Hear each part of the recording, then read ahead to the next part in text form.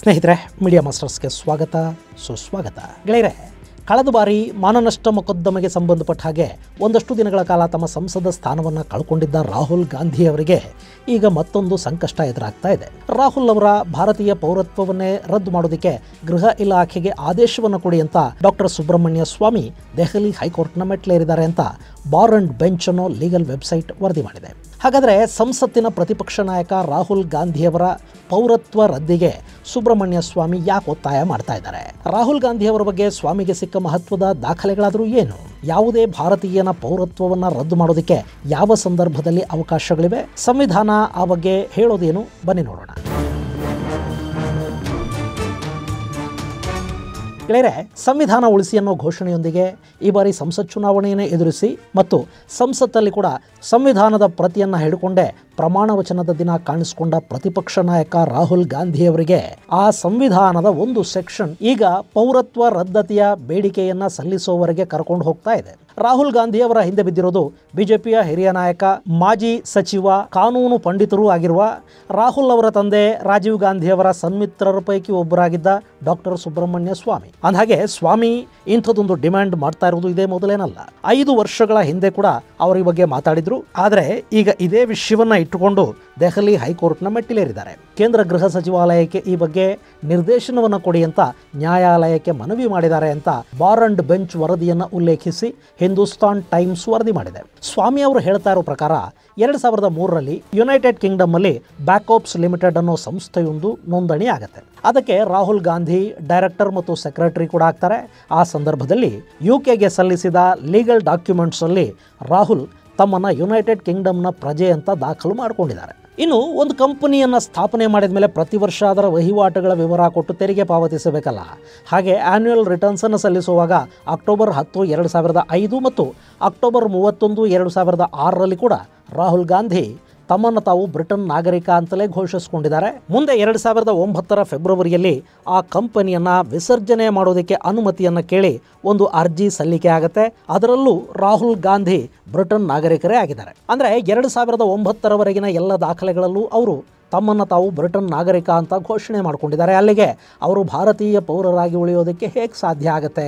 ಹಾಗಲ್ಲದ ಮೇಲೆ ಇಲ್ಲಿ ಚುನಾವಣೆಗಳನ್ನು ಎದುರಿಸೋದಕ್ಕೆ, ಸಂಸದರಾಗೋದಕ್ಕೆ ಸಾಧ್ಯವಾಗೋದು ಹೇಗೆ? ಬ್ರಿಟನ್ ಪೌರತ್ವವನ್ನು ಹೊಂದಿರೋ ಕಾರಣದಿಂದ ರಾಹುಲ್ ಗಾಂಧಿಯವರ ಭಾರತೀಯ ಪೌರತ್ವವನ್ನು ರದ್ದು ಮಾಡಬೇಕು ಅಂತ 2019ರಲ್ಲಿ ಡಾಕ್ಟರ್ ಸುಬ್ರಹ್ಮಣ್ಯ ಸ್ವಾಮಿ ಕೇಂದ್ರ ಗೃಹ ಸಚಿವಾಲಯಕ್ಕೆ ಒಂದು ಮನವಿಯನ್ನು ಸಲ್ಲಿಸ್ತಾರೆ. ಕೇಂದ್ರ ಗೃಹ ಸಚಿವಾಲಯ ಈ ಬಗ್ಗೆ ಸ್ಪಷ್ಟನೆಯನ್ನು ಕೇಳಿ ರಾಹುಲ್ ಅವರಿಗೆ ನೋಟಿಸನ್ನು ಜಾರಿ ಮಾಡ್ತಂತೆ. ಆದರೆ ಅದಕ್ಕೆ ರಾಹುಲ್ ಕಳೆದ 5 ವರ್ಷಗಳಿಂದ ಯಾವ ಉತ್ತರವನ್ನು ಕೊಟ್ಟಿಲ್ಲ ಅಂತ ಈಗ ಬಿಜೆಪಿ ಆರೋಪ ಮಾಡ್ತಾ ಇದೆ. ಇಲ್ಲಿ ಕೇಂದ್ರ ಗೃಹ ಇಲಾಖೆ ಕೂಡ ಈ ವಿಷಯದಲ್ಲಿ ಯಾವಾಗ ಕೈ ಕಟ್ಟಿಕೊಂಡು ಕೂತ್ಕೊಳ್ತೋ, ಡಾಕ್ಟರ್ ಸ್ವಾಮಿ ಈ ಬಗ್ಗೆ ಗೃಹ ಸಚಿವಾಲಯಕ್ಕೆ ಒಂದು ನಿರ್ದೇಶನವನ್ನು ಕೊಡಿ ಅಂತ ದೆಹಲಿ ಹೈಕೋರ್ಟ್ನ ಮೆಟ್ಟಿಲೇರಿದ್ದಾರೆ ಅನ್ನೋದು ಬಾರ್ ಅಂಡ್ ಬೆಂಚ್ ವರದಿಯ ಸಾರಾಂಶ.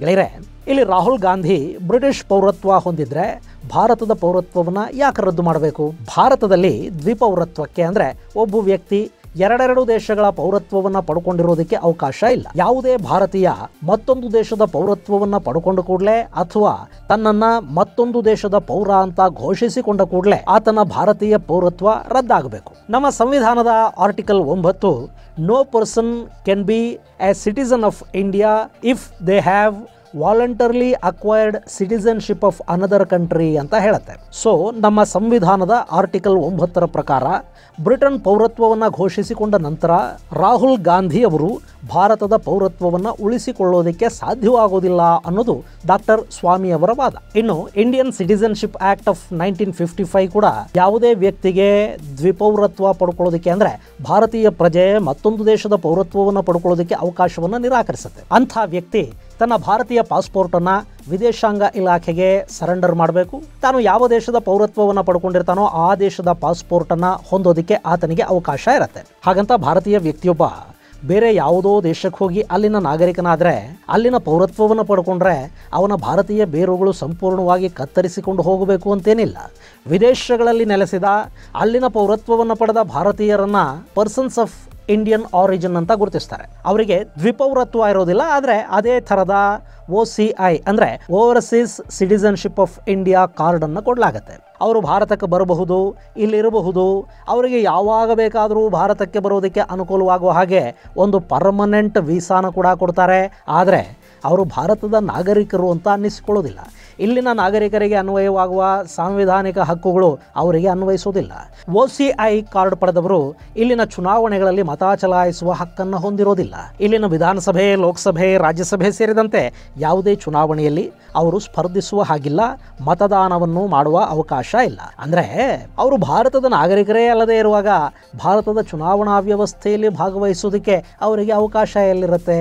ಆದರೆ ಅವರಿಗೆ ಕೊಡಲಾದ OCI ಕಾರ್ಡ್ ಇರುತ್ತಲ್ಲ, ಅದು ಭಾರತಕ್ಕೆ ಬರೋದಕ್ಕೆ ಬೇಕಾದ ಪರ್ಮನೆಂಟ್ ವೀಸಾ ವ್ಯವಸ್ಥೆಯನ್ನು ಮಾಡಿಕೊಡುತ್ತೆ. ಆದರೆ ಭಾರತದ ಪಾಸ್ಪೋರ್ಟ್ ಇರೋದಿಲ್ಲ.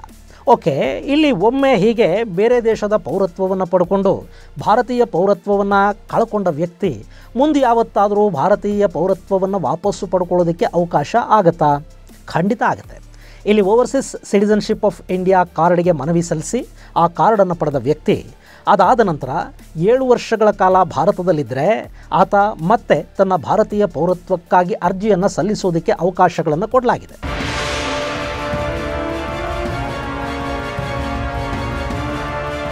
ಇನ್ನು ರಾಹುಲ್ ಗಾಂಧಿಯವರ ಮೇಲಿನ ಆರೋಪದ ವಿಷಯಕ್ಕೆ ನಾವು ಬರೋದಾದರೆ, ಅವರು ಬ್ರಿಟಿಷ್ ಪೌರತ್ವವನ್ನು ಘೋಷಣೆ ಮಾಡುವಾಗ ಆ ವಿಷಯವನ್ನು ಭಾರತಕ್ಕೆ ತಿಳಿಸಿದ್ರಾ? ಭಾರತೀಯ ಪಾಸ್ಪೋರ್ಟನ್ನು ಸರೆಂಡರ್ ಮಾಡಿದ್ರಾ?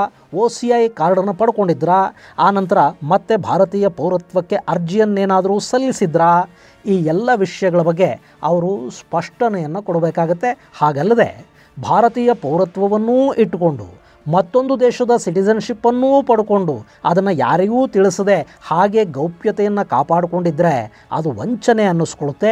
ಜೊತೆಗೆ ಭಾರತೀಯ ಸಂವಿಧಾನಕ್ಕೆ ಮಾಡಿದ ಅವಮಾನ ಕೂಡ ಆಗುತ್ತೆ. ಹಾಗೆ ಬ್ರಿಟಿಷ್ ಪೌರತ್ವವನ್ನು ಪಡ್ಕೊಂಡ ನಂತರ ಅವರು ಭಾರತದಲ್ಲಿ ಸಂಸದರಾಗೋದಕ್ಕೆ ಕೂಡ ಅವಕಾಶ ಇಲ್ಲದ ಹಾಗಾಗತ್ತೆ. ಇಲ್ಲಿ ರಾಹುಲ್ ಗಾಂಧಿಯವರ ಬ್ಯಾಕಪ್ ಕಂಪನಿಯ ದಾಖಲೆಗಳ ಜೊತೆಗೆ ಡಾಕ್ಟರ್ ಸುಬ್ರಹ್ಮಣ್ಯ ಸ್ವಾಮಿ ನ್ಯಾಯಾಲಯದ ಮೆಟ್ಟಿಲನ್ನು ಏರಿದ್ದಾರೆ. ಡಾಕ್ಟರ್ ಸ್ವಾಮಿ ಅವರ ಶೈಲಿಯಲ್ಲೊಂದು ವಿಶೇಷ ಕೂಡ ಇದೆ. ಅದೇನು ಅಂದರೆ, ಅವರ ಬಳಿ ಸೂಕ್ತ ಸಾಕ್ಷ್ಯಾಧಾರಗಳು, ದಾಖಲೆಗಳಿದ್ದರೆ ಅವರು ನ್ಯಾಯಾಲಯದ ಮೆಟ್ಟಿಲೇರ್ತಾರೆ, ಪ್ರಕರಣ ದಾಖಲು ಮಾಡಿ ಕಾನೂನು ಹೋರಾಟಕ್ಕೆ ಮುಂದಾಗ್ತಾರೆ. ಹಾಗಲ್ಲದೆ ಬರೀ ಆರೋಪಗಳಷ್ಟೇ ಆದರೆ ಅದನ್ನು ಮೀಡಿಯಾ ಮುಂದೆ ತರ್ತಾರೆ, ಅದರ ಬಗ್ಗೆ ಮಾತಾಡಿ ವಿವಾದವನ್ನು ಸೃಷ್ಟಿ ಮಾಡ್ತಾರೆ. ಈ ಬಾರಿ ಡಾಕ್ಟರ್ ಸ್ವಾಮಿ ಮಾತಾಡ್ತಾ ಇಲ್ಲ, ನ್ಯಾಯಾಲಯಕ್ಕೆ ಹೋಗಿದ್ದಾರೆ. ಈ ಹಿಂದೆ ಕೂಡ ಸಾಕಷ್ಟು ಪ್ರಕರಣಗಳಲ್ಲಿ ನ್ಯಾಯಾಲಯದ ಮೆಟ್ಟಿಲೇರಿರುವ ಡಾಕ್ಟರ್ ಸುಬ್ರಹ್ಮಣ್ಯ ಸ್ವಾಮಿ ಈ ಹಿಂದೆ ನ್ಯಾಷನಲ್ ಹೆರಾಲ್ಡ್ ಪ್ರಕರಣದಲ್ಲಿ ಸೋನಿಯಾ ಗಾಂಧಿ ಹಾಗೂ ರಾಹುಲ್ ಗಾಂಧಿ ಅವರ ವಿರುದ್ಧ ಪ್ರಕರಣವನ್ನು ದಾಖಲು ಮಾಡಿದರು. ಮಾಜಿ ಕೇಂದ್ರ ಸಚಿವ ಚಿದಂಬರಂ ಅವರಿಂದ ಹಿಡಿದು EVM ವರೆಗೆ ನಾನಾ ವಿಷಯಗಳಲ್ಲಿ ನ್ಯಾಯಾಲಯದಲ್ಲಿ ಪ್ರಕರಣಗಳನ್ನು ದಾಖಲು ಮಾಡಿದ್ದ ಡಾಕ್ಟರ್ ಸ್ವಾಮಿ ಈಗ ರಾಹುಲ್ ಗಾಂಧಿಯವರ ಪೌರತ್ವ ವಿವಾದವನ್ನು ಹಿಡ್ಕೊಂಡು ಹೋಗ್ತಾ ಇದ್ದಾರೆ. ಇದು ಎಲ್ಲಿಗೆ ಮುಟ್ಟುತ್ತೆ ಕಾದು ನೋಡಬೇಕು. ಇದು ಗೆಳೆಯರೆ, ಸಂವಿಧಾನವನ್ನು ಉಳಿಸಿ ಅಂತ ಹೊರಟ ರಾಹುಲ್ ಗಾಂಧಿ ಅದೇ ಸಂವಿಧಾನದ ಸೆಕ್ಷನ್ 9 ಅನ್ನು ಉಲ್ಲಂಘನೆ ಮಾಡಿ ಭಾರತಕ್ಕೆ ವಂಚನೆ ಮಾಡಿದ್ದಾರೆ ಅಂತ ಡಾಕ್ಟರ್ ಸುಬ್ರಹ್ಮಣ್ಯ ಸ್ವಾಮಿ ನ್ಯಾಯಾಲಯದ ಮೆಟ್ಟಿಲೇರಿರುವುದರ ಕುರಿತಾದ ಒಂದಷ್ಟು ಮಾಹಿತಿ ಮುಂದಿನ ಸಂಚಿಕೆಯಲ್ಲಿ ಮತ್ತಷ್ಟು ವಿಶೇಷಗಳ ಜೊತೆ ಮತ್ತೆ ಭೇಟಿಯಾಗೋಣ. ಅಲ್ಲಿವರೆಗೆ ಜೈ ಹಿಂದ್, ಜೈ ಕರ್ನಾಟಕ.